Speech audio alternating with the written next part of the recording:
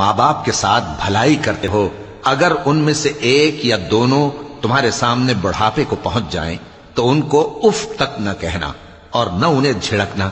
اور ان سے بات ادب کے ساتھ کرنا، اور عجز و نیاز سے ان کے آگے جھکے رہو اور ان کے حق میں دعا کرو کہ اے پروردگار، جیسا انہوں نے مجھے بچپن میں شفقت سے پرورش کیا ہے، تو بھی ان کے حال پر رحمت فرما، جو کچھ تمہارے دلوں میں ہے تمہارا پروردگار اس سے بخوبی واقف ہے۔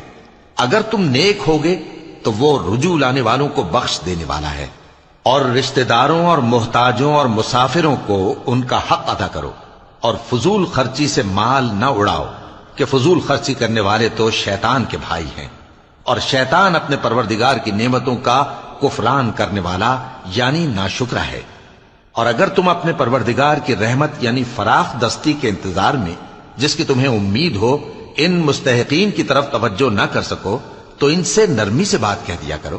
اور اپنے ہاتھ کو نہ تو گردن سے بندھا ہوا یعنی بہت تنگ کر لو کہ کسی کو کچھ دو ہی نہیں، اور نہ بالکل کھول ہی دو کہ سبھی کچھ دے ڈالو، اور انجام یہ ہو کہ ملامت زدہ اور حسرت زدہ ہو کر بیٹھ جاؤ۔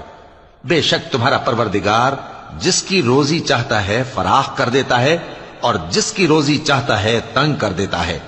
وہ اپنے بندوں سے خبردار ہے اور ان کو دیکھ رہا ہے۔ اور اپنی اولاد کو مفلسی کے خوف سے قتل نہ کرنا، کیونکہ ان کو اور تم کو ہم ہی رزق دیتے ہیں، کچھ شک نہیں کہ ان کا مار ڈالنا بڑا سخت گناہ ہے۔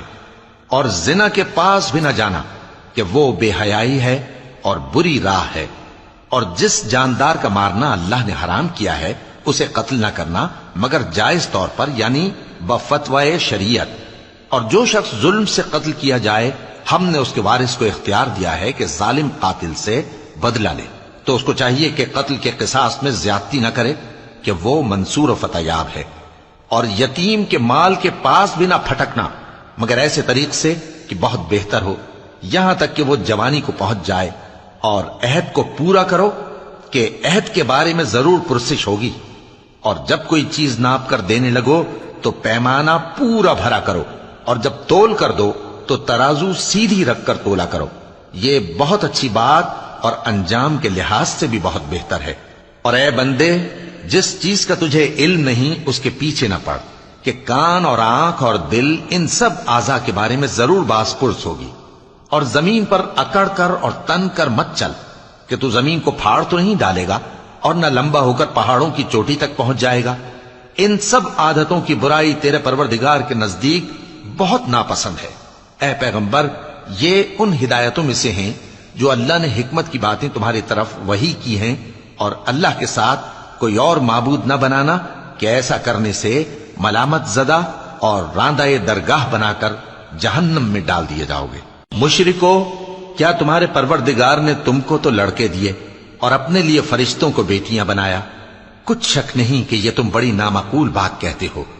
اور ہم نے اس قرآن میں طرح طرح کی باتیں بیان کی ہیں تاکہ لوگ نصیحت حاصل کریں، مگر وہ اس سے اور بدک جاتی ہیں۔ کہہ دو کہ اگر اللہ کے ساتھ اور معبود ہوتے جیسا کہ یہ کہتے ہیں تو وہ ضرور عرش والے کی طرف لڑنے بھیڑنے کے لیے رستہ نکالتے۔ وہ پاک ہے، اور جو کچھ یہ بکواس کرتے ہیں اس سے اس کا رتبہ بہت عالی ہے۔ ساتوں آسمان اور زمین اور جو لوگ ان میں ہیں سب اسی کی تسبیح کرتے ہیں، اور مخلوقات میں سے کوئی چیز نہیں مگر اس کی تعریف کے ساتھ تسبیح کرتی ہے، لیکن تم ان کی تسبیح کو نہیں سمجھتے۔ بے شک وہ بردبار ہے، غفار ہے۔ اور اے نبی، جب تم قرآن پڑھا کرتے ہو تو ہم تم میں اور ان لوگوں میں جو آخرت پر ایمان نہیں رکھتے چھپا ہوا پردہ یعنی حجاب ڈال دیتے ہیں، اور ان کے دلوں پر بھی پردے ڈال دیتے ہیں کہ اسے سمجھ نہ سکیں، اور ان کے کانوں میں ثقل پیدا کر دیتے ہیں۔ اور جب تم قرآن میں اپنے پروردگار یکتا کا ذکر کرتے ہو تو وہ لوگ بدک جاتے ہیں اور پیٹ پھیر کر چل دیتے ہیں۔ یہ لوگ جب تمہاری طرف کان لگاتے ہیں تو جس نیت سے یہ سنتے ہیں ہم اسے خوب جانتے ہیں، اور جب یہ سرگوشیاں کرتے ہیں یعنی جب ظالم کہتے ہیں کہ تم تو ایک ایسے شخص کی پیروی کرتے ہو جس پر جادو کیا گیا ہے، دیکھو انہوں نے کس کس طرح کی تمہارے بارے میں باتیں بنائی۔